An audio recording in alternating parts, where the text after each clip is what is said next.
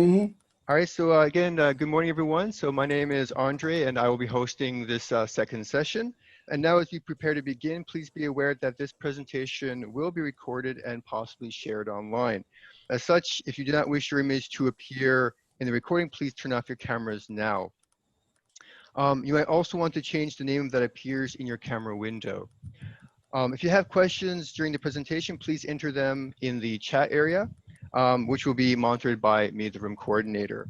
And of course, everyone, if you could mute yourselves so that we can hear Tom clearly. Okay, so we're now going to begin. So we have Tom, and of course, he's going to be talking about contradictory information and gray area levels. Which do we believe? Okay, Tom, over to you. Okay, thank you. I'm glad that you have decided to attend my presentation. There isn't too much that's new here except a comparison of these various leveling systems and some suggestions, as it shows in my abstract, some recommendations for what to do about it.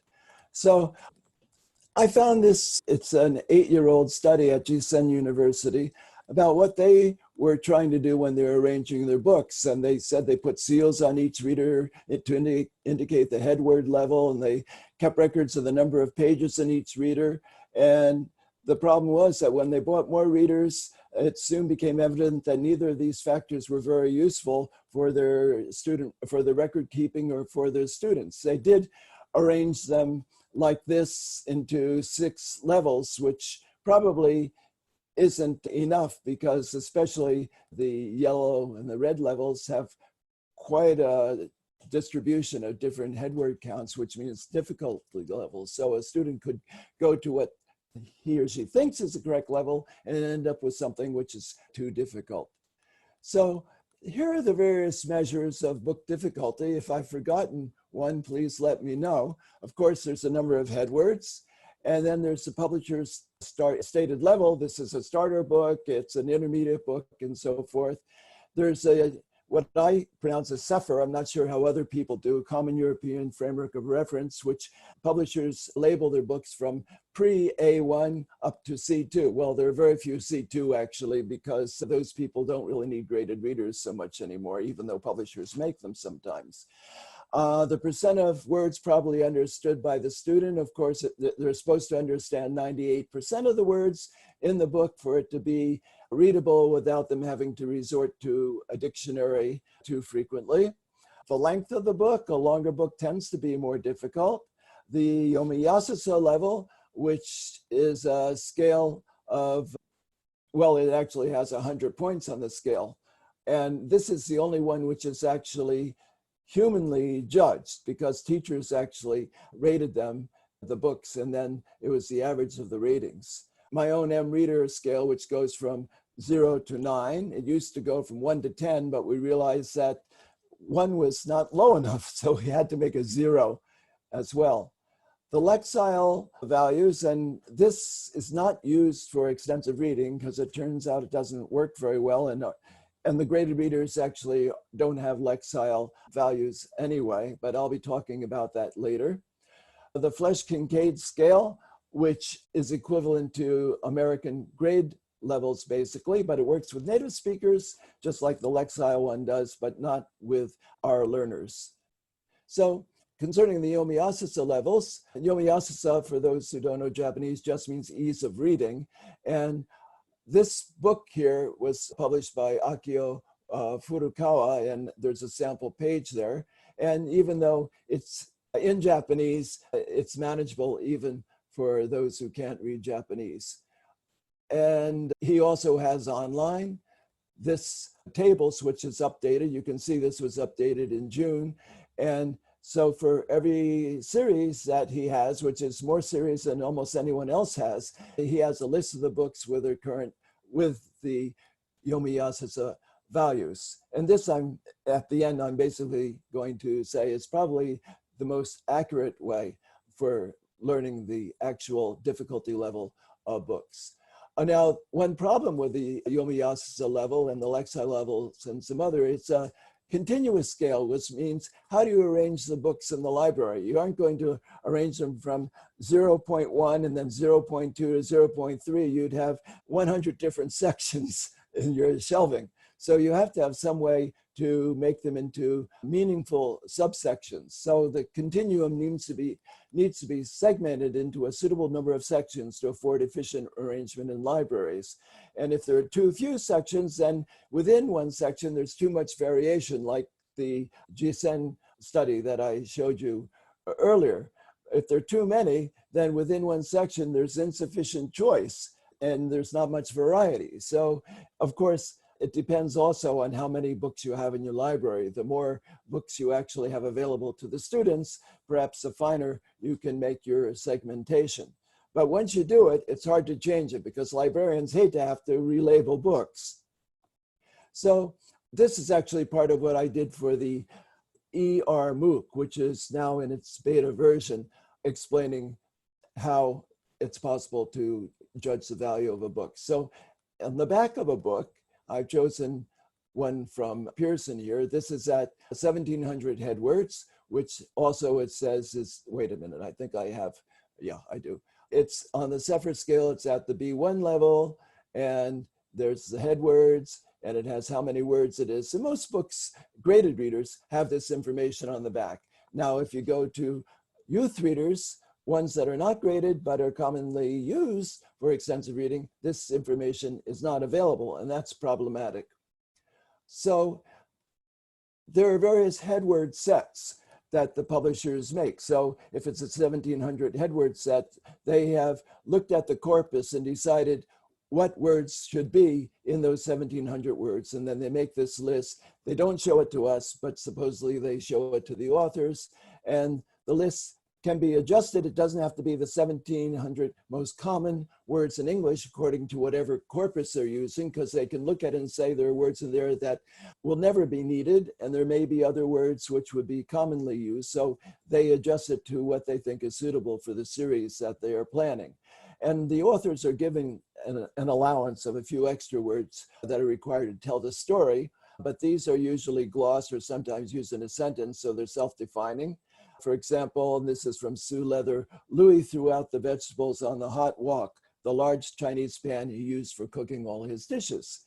So I think that's from one of Robb's series, right? That's the Page Turner series.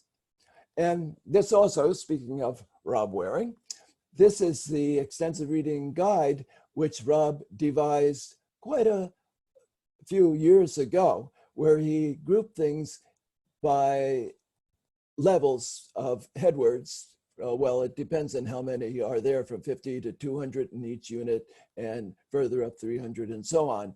And he said at that time, and he's absolutely right, this is the only objective measure that we have from publishers, is the number of announced headwords. But it's problematic because in one section, for example, elementary early, you will find that the number of headwords may be the same, but the actual difficulty can be quite different. Yeah.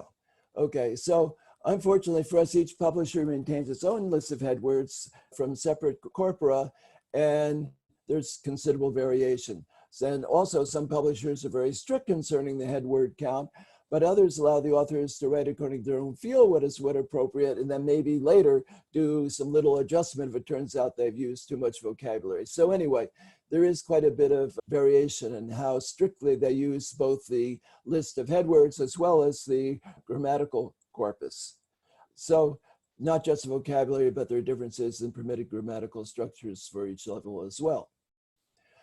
And then there are other characteristics which aren't measured by the headwords, such as the number and quality of the illustrations, glossing of words outside the approved headwords, average length of sentences, absence of activities, but these are useful for intensive reading, but they get in the way for extensive reading. Multiple titles in series. If students read books that are in the same series, they tend to have the same vocabulary and same syntax and same characters, and so they become easier regardless of what the difficulty level has been set at.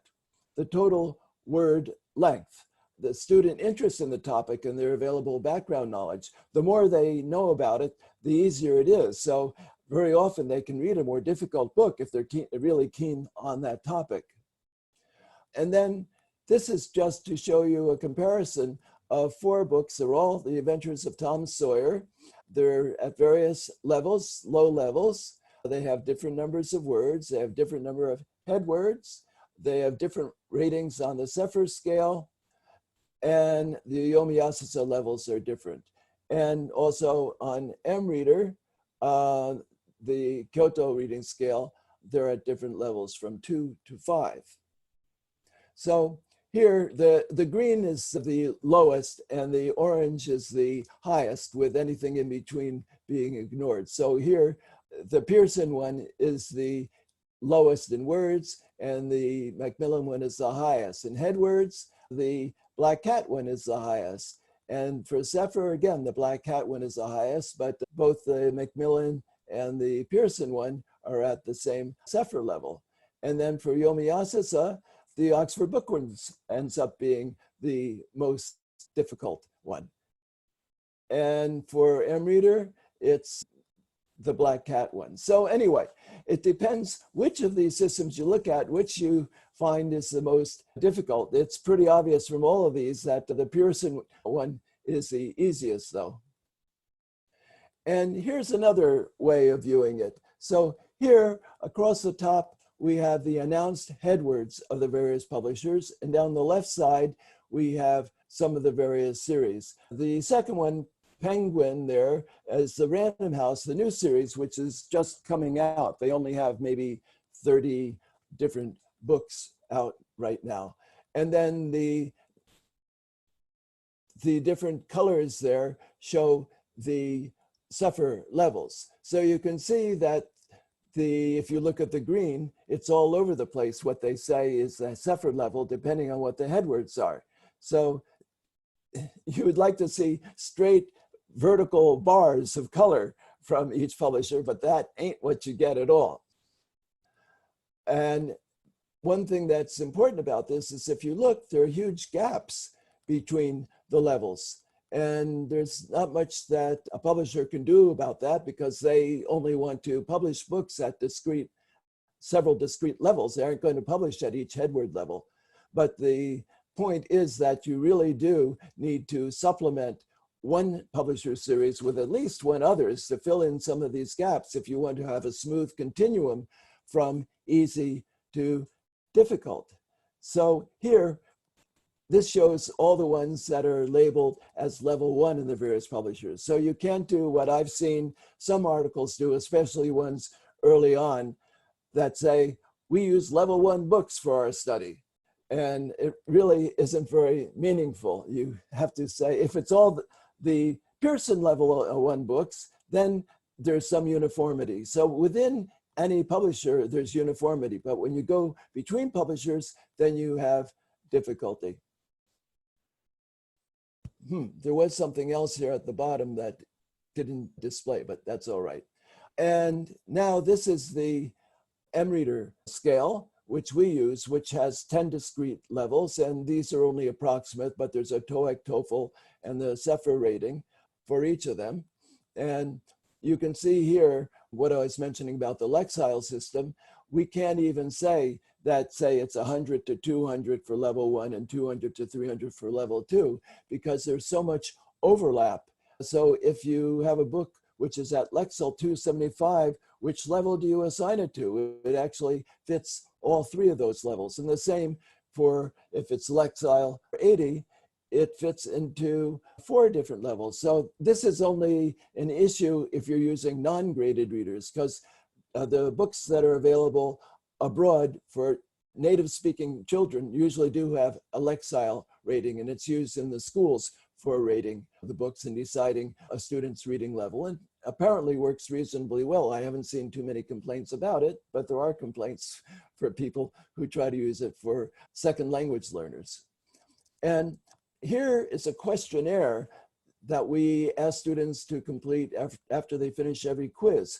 And you can see we have 5 different questions. And so we have ratings that we can look at to see how one book stands, how difficult a book is compared to other books with the same title or other books in the same series. And you can see that for the Q1 here, which is how did you like this book, they're pretty much the same. And we found that this isn't all that reliable. But what is strange, it's question 5, how much could you forget that you were studying and just enjoy the book? It shows much more variation. This is how much they could just simply unconsciously enjoy the book. And there is quite a bit of variation. And since we do have quite a large number of responses for any one of these books, we have something like 19 million responses to our questions now. This difference may be small, but it is somewhat significant, although I'm not sure what it really means in real life. There are other factors that you need to decide. Now, concerning the Lexile levels. Now, this is actually, here it says, the text complexity of what one publisher labels as A1 is just as difficult as what another publisher labels as C1. And could someone please mute their mic, whoever has the dog barking in the background? Now, this table and this statement were actually written by the president of the Lexile company. And so they agree that it just doesn't work for graded readers. So, oh, I forgot to show you. So here, the one is at A1 and another publisher has a book at 1, and they're both 630 or 650 on the Lexile scale. So it just doesn't work for graded reading. So what are we supposed to do about this? Well, one thing, the easiest way when you have a student who has to go select a book, regardless of what you've told them what the level is to use something like the 5-finger rule, which basically means open the book to some random pages and look and see how many difficult words there are on that page. This, for the individual student, will work. It's not going to work for other aspects of extensive reading management, but when a student is choosing a book, it would be good to just tell them to look at the actual words on the page. Just don't pick something because it says it's at their own level. So as I said, you need to have, according to Paul Nation and Company in New Zealand, 98% of the words of the text should already be known.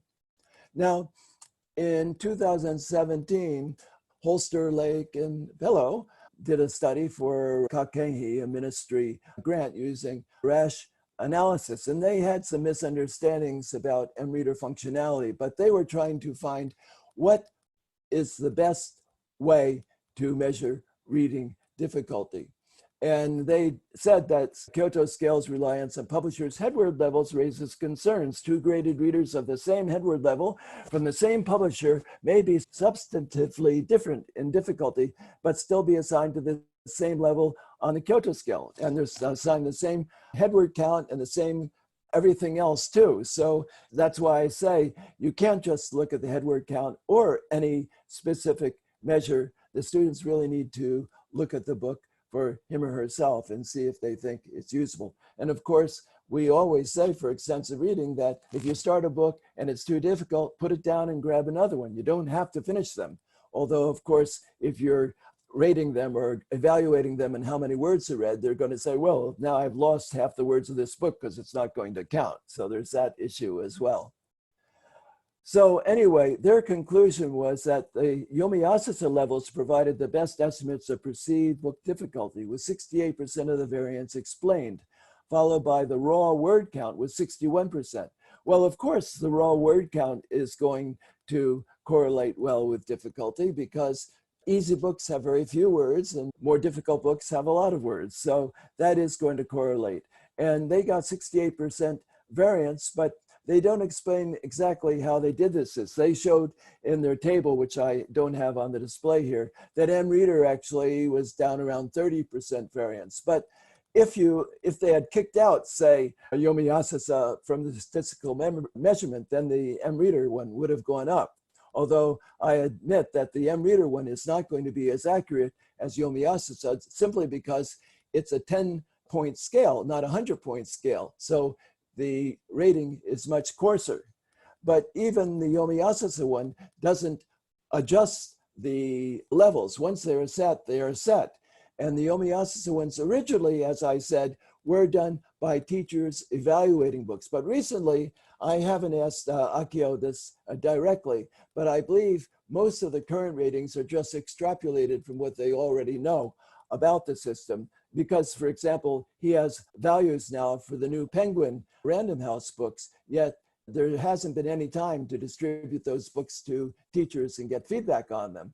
But based on the criteria that he already has a hold of, he can make a good judgment about what the Yomi Yasuso level is. So it's similar to the M-Reader in that sense, except that it's a broader scale.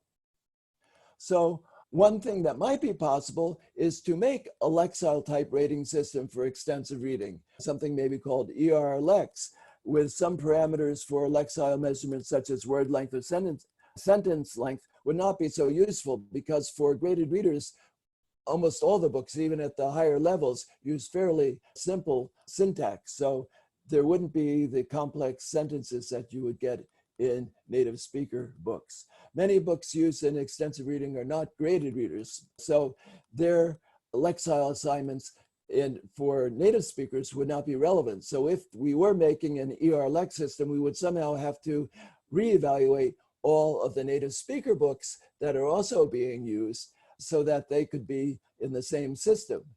And creating values for all the graded readers we already have would mean we would have to get from all the publishers digital versions of their books and then throw them into whatever algorithm we have to calculate the levels. And other factors beyond reading difficulty are also important, such as intrinsic interest in the story, background knowledge, and so forth. And then, as I said, a system of continuous values makes library shelving and maintenance of individual student level data rather difficult. So my summary from all of this, I haven't checked how long I've been talking, but this is the last slide. The Yomi Yasuso system is probably the most accurate to date. It, however, is not suitable for library shelving purposes unless it's somehow segmented. The Lexile system does not work for EFL, but a similar system based on other criteria might be possible, but perhaps not so useful.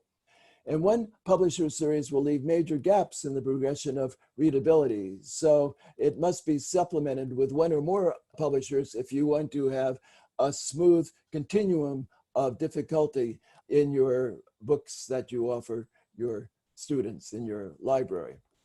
And you need to encourage students to check the number of unknown words before borrowing the book to ascertain that it really is suitable for them. And I only have 2 references here, and you can get this entire PowerPoint at that URL there, which is easy, I think, for you to remember. It'll be on the recording of this presentation anyway. And that's all I had. All right, thank you, Tom. Thank you very much. So we do have a couple of questions from Glenn, actually. And one actually you kind of already answered a bit. How do publishers determine their levels? You did mention that they have their own corpus. Would you know what those corpora would be based on?